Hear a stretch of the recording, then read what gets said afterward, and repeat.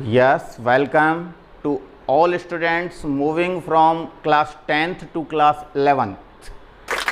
और सबसे पहले तो सभी स्टूडेंट्स को मैं एक बार एडवांस में कॉन्ग्रेचुलेट करना चाहूँगा, क्योंकि तुम सभी स्टूडेंट्स अपनी क्लास 10th की एग्ज़ाम दे चुके हो और क्लास 10th की एग्ज़ाम देने के बाद ये उम्मीद करते हैं कि तुम्हारे पेपर्स बहुत अच्छे हो गए होंगे और अब उन पेपर्स का रिज़ल्ट जो है वो अपने जैसे भी बोर्ड जारी करेगा आ जाएगा। लेकिन उससे पहले हम अब 11th क्लास के लिए भी अपनी, क्योंकि पढ़ाई जारी हो चुकी है, पढ़ाई कंटिन्यू है, और 11th क्लास के लिए जब तुम अपना सब्जेक्ट डिसाइड करना चाहते हो तो उस सब्जेक्ट को डिसाइड करने के लिए भी कुछ गाइडलाइन हैं। सबसे पहले मेरा इंट्रोडक्शन जो है, my name is Umadatt Sharma और मेरी educational qualification MSc BEd MA in education continue 94 से मैं पढ़ा रहा हूँ और classes 9th 10th 11th 12th 4 classes जो हैं मेरी मेन क्लासेज हैं। इससे नीचे मैं क्लासेज वैसे नहीं पढ़ा पाया हूँ आज तक, और 11th और 12th जो है उस पर तो मेन फोकस होता है। मैंने ज़्यादातर 11th और 12th क्लासें ली हैं, और वैसे 9th और 10th जो क्लास हैं ये ट्यूशन क्लास पर काफ़ी लेता रहा हूँ। स्कूल में मेरा अपना एक रूल है कि जब स्कूल में मैं किसी भी क्लास में पढ़ाऊँगा तो उस क्लास के बच्चों को वहीं पर स्कूल में ही पूरी तरह से सेटिस्फाई करूँगा। उनके लिए किसी तरह की इधर उधर की ट्यूशन क्लासेज वगैरह की कोई रिक्वायरमेंट नहीं होगी। ये पूरी तरह से 100% कॉन्फिडेंस के साथ मैं बोल रहा हूँ। अब बात आती है हमारी सब्जेक्ट सिलेक्शन की, क्योंकि तुम सभी स्टूडेंट्स अब 10th क्लास की एग्ज़ाम देने के बाद सब्जेक्ट डिसाइड करने के बारे में ज़रूर सोच रहे होंगे। तो सब्जेक्ट डिसाइड करने का जो काम है वो तुम जानते ही हो कि हमारे मेन जो फैकल्टीज़ हैं वो साइंस फैकल्टी और कॉमर्स फैकल्टी, आर्ट्स फैकल्टी।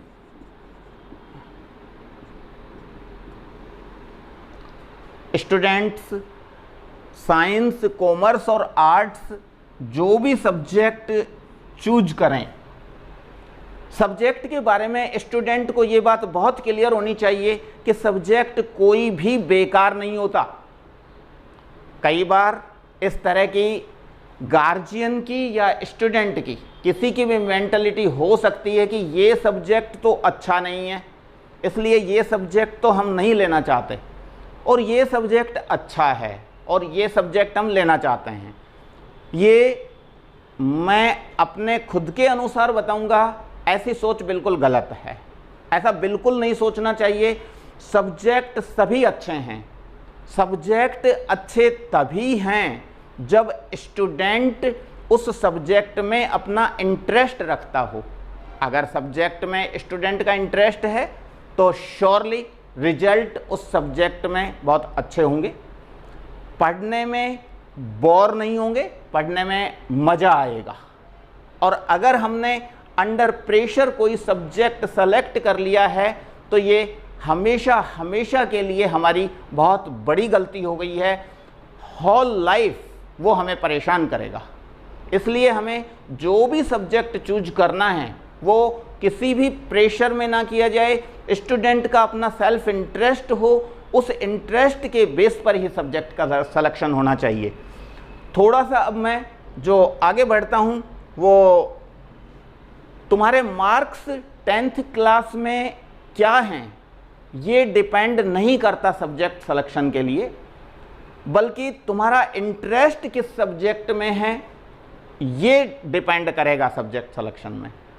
तो अगर तुम्हारा इंटरेस्ट अपने जो सब्जेक्ट होते हैं, ख़ास तौर से जो अच्छे सब्जेक्ट्स जिनमें स्टूडेंट मैथ्स, मैथ्स और साइंस, ये दोनों सब्जेक्ट अगर किसी स्टूडेंट के अच्छे हों, मैथ्स भी अच्छा हो, मैथ्स में भी इंटरेस्ट अच्छा है और साइंस में भी इंटरेस्ट अच्छा रहा है, तो वो स्टूडेंट हमारा जो सब्जेक्ट है वो मैथ्स साइंस जिसे कहते हैं, मैथ साइंस, या हम दूसरी तरह से कहें तो नॉन मेडिकल अपना सब्जेक्ट सेलेक्ट कर सकता है। और किसी स्टूडेंट का अगर मैथ्स ठीक नहीं है, मैथ्स में इंटरेस्ट कम है, लेकिन साइंस अच्छा है, साइंस अच्छा है, बहुत अच्छा है, तो ऐसे स्टूडेंट वही साइंस फैकल्टी में मैथ्स साइंस के बजाय बायोलॉजी साइंस जो है वो अपना सब्जेक्ट, या फिर हम ये कहें मेडिकल साइड सेलेक्ट कर सकता है। दोनों ही सब्जेक्ट साइंस फैकल्टी में, ये दोनों पार्ट हैं, math science non medical side है और बायोलॉजी साइंस जो है मेडिकल साइड है।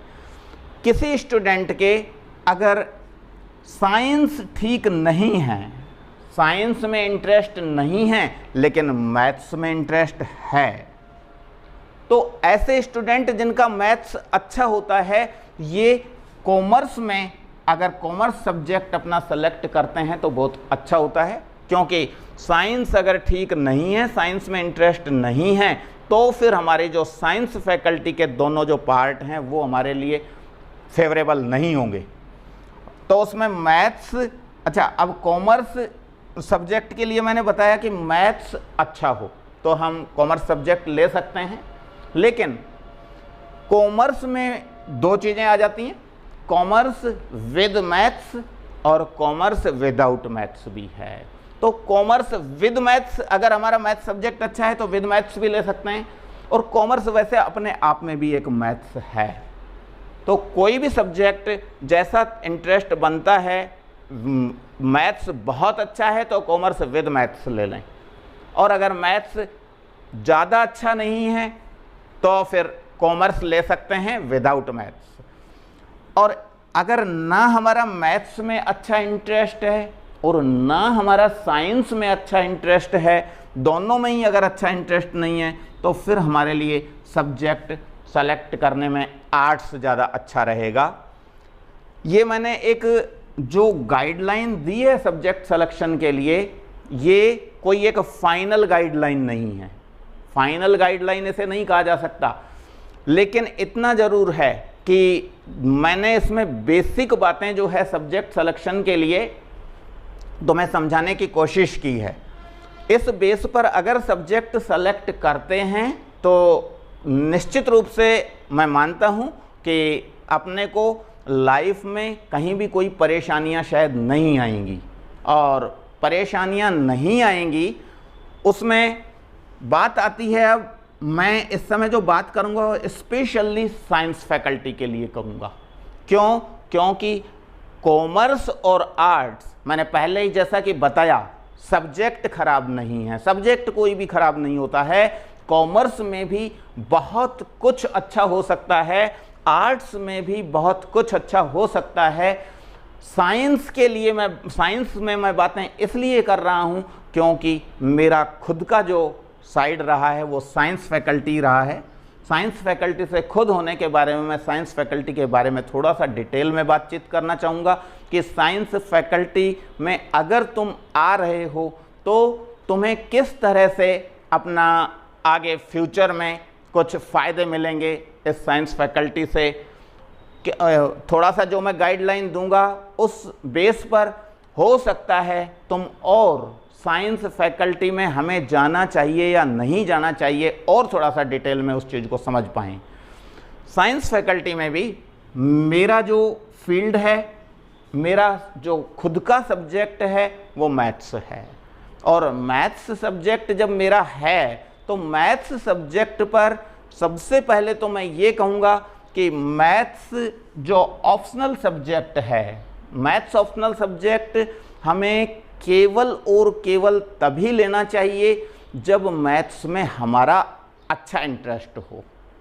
अगर मैथ्स में अच्छा इंटरेस्ट नहीं है और हमने सब्जेक्ट ले लिया है maths science, non medical science, तो फिर हमें होल लाइफ परेशान होना पड़ता है। लेकिन कुछ केसेज, एक्सेप्शनल केस भी हमने देखे हैं, वो केस इस तरह के होते हैं कि अब तक हमने जो कुछ भी सब्जेक्ट, जो मैथ सब्जेक्ट किसी भी टीचर से पढ़ा था और उस टीचर ने जो हमें पढ़ाया, हो सकता है उस टीचर के साथ स्टूडेंट का जो कॉम्बिनेशन है वो कई बार नहीं बनता है, कुछ भी उसके रीजन हो सकते हैं। और अगर उस टीचर के साथ स्टूडेंट का कॉम्बिनेशन नहीं बना था तो स्टूडेंट अब भी ट्राई के तौर पर एक काम तो कर सकता है कि सब्जेक्ट मैथ्स 11th क्लास में सेलेक्ट कर ले और 11th क्लास में पढ़कर देखे टीचर से पढ़कर देखने के बाद, ऐसे बहुत सारे केसेस देखे हैं आज तक जिनमें स्टूडेंट का इंटरेस्ट क्रिएट हो जाता है, और स्टूडेंट का अगर इंटरेस्ट क्रिएट हो गया तो there is no doubt student sure success होगा। तो ये एक जो चीज़ मैंने बताई कि मैथ्स में स्टूडेंट का इंटरेस्ट अगर नहीं था लेकिन अब बन जाए तो भी काम चल जाता है। स्टूडेंट को अपने बेस्ट एफर्ट्स पढ़ाई के लिए करने ही होंगे। तो अब बात करते हैं जो मैथ्स साइंस सब्जेक्ट है। एक तो इसमें मैं स्टूडेंट्स को ये कहना चाहूँगा कि सब्जेक्ट मैथ्स अगर तुमने लिया है, सेलेक्ट कर लिया है, तो मैं तुम्हारी जब टीचिंग क्लास लूँगा तो टीचिंग क्लास में इतनी अच्छी इफ़ेक्टिव टीचिंग होगी कि उस टीचिंग से मेरा ये मानना है कि अगर स्टूडेंट इंटरेस्टेड था और इंटरेस्टेड है तो श्योरली स्टूडेंट को मैथ्स में कभी भी कोई परेशानी नहीं आएगी। फुल स्टूडेंट को कोऑपरेट करूँगा। मेरा पढ़ाने का अपना एक मेथड है, जिस मेथड से मैंने पीछे जैसा कि बताया है 24 ईयर्स से कंटिन्यू पढ़ा रहा हूँ, और 24 ईयर्स में मैंने स्टूडेंट्स बहुत से ऐसे देखे हैं जो स्टूडेंट्स ये कहते हैं कि सर हमने मैथ्स पढ़ा था लेकिन हमारा मैथ्स में कोई इंटरेस्ट पहले नहीं बनता था, लेकिन आज हमारा मैथ्स बहुत अच्छा इंटरेस्टिंग सब्जेक्ट बन गया है। तो इसके लिए मैं एक चीज़ ही कहना चाहूँगा कि स्टूडेंट्स एक बार अगर चाहें तो प्रयास जरूर करके देखें, क्लास अटेंड करें, थोड़ा सा इंटरेस्ट के साथ, सिंसियरिटी के साथ। अगर इंटरेस्ट के साथ और सिंसियरिटी के साथ क्लास अटेंड करेंगे तो मैं बहुत अच्छे कॉन्फिडेंस के साथ कह सकता हूं कि स्टूडेंट को शायद नेगेटिव देखना नहीं पड़ेगा। स्टूडेंट को केवल और केवल ऐसा लगेगा कि मैथ्स बहुत अच्छा सब्जेक्ट है, मैथ्स पढ़ने लायक है, हमें मैथ्स सब्जेक्ट लेना चाहिए। बस मैं और ज़्यादा अभी इस क्लास में कुछ नहीं कहना चाहूँगा, क्योंकि आज की जो क्लास है, आज की ये जो ऑनलाइन क्लास है, ये केवल इंट्रोडक्शन क्लास ही रखी गई है। सब्जेक्ट का टीचिंग मेथड और लर्निंग मेथड, टीचिंग और लर्निंग मेथड क्या होगा इसके बारे में हो सकता है मैं नेक्स्ट क्लास जो लूँगा उसमें टीचिंग लर्निंग के बारे में बात करूँगा कि स्टूडेंट को किस तरीके से पढ़ना चाहिए, स्टूडेंट का मेथड क्या होना चाहिए कि जिससे स्टूडेंट अपनी मैथमेटिक्स में कभी भी कोई परेशानी महसूस ना करे। स्टूडेंट के लिए जो ये गाइडलाइन होगी ये नेक्स्ट क्लास में होगी। इस बार की क्लास को मैं यहीं फिनिश करना चाहूँगा। जो हालात अपने बन गए हैं, ये जो कोरोना इफ़ेक्ट है कोविड-19 का, इससे जो हालात अपने सामने अभी बन गए हैं, इन हालात ने हमें कुछ ऐसा बना दिया है कि जो फिजिकल क्लासेज होती थी उसके बजाय सब कुछ काम ऑनलाइन क्लासेज से ही करना पड़ रहा है। फिजिकल क्लासेज और ऑनलाइन क्लासेज, इनमें बहुत बड़ा डिफरेंस नहीं है। अगर स्टूडेंट इंटरेस्टेड हो तो ऑनलाइन क्लास भी फिजिकल क्लास का अच्छा अल्टरनेट है और ऑनलाइन क्लास से स्टूडेंट बहुत अच्छी तरह से पूरा गेन कर सकता है। ऐसा कुछ नहीं है कि ऑनलाइन क्लास से स्टूडेंट जो हैं परेशान हों। परेशान होने की स्टूडेंट को कोई ज़रूरत नहीं है। स्टूडेंट की हर प्रॉब्लम का सॉल्यूशन ऑनलाइन क्लास में हो सकता है और जब अपन ऑनलाइन क्लास लेंगे तो स्टूडेंट इस चीज़ को खूब अच्छी तरह से मैं मानता हूं कि रियलाइज करेंगे। बस आज की क्लास में यहीं फिनिश करता हूं। Thank you very much. All the best.